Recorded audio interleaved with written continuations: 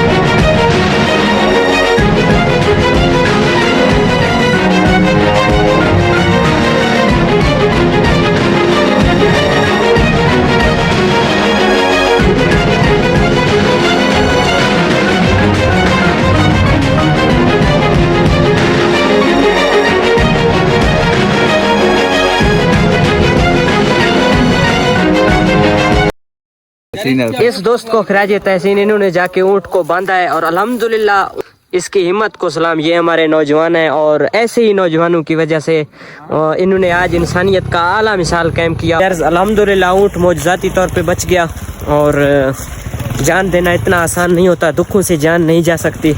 तो अल्लाह ताला का लाख लाख शुक्र है और ऊँट बच गया है।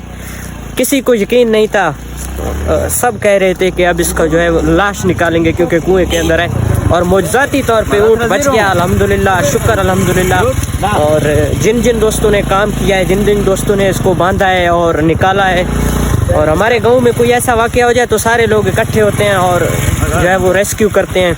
अभी मेरा बाइक निकल रहा है, इसके साथ ही यहीं पे करते हैं आज के व्लॉग का एंड। उम्मीद है आज का व्लॉग आपको अच्छा लगा। अगर अच्छा लगा तो अपने भाई के चैनल को सब्सक्राइब ज़रूर करें।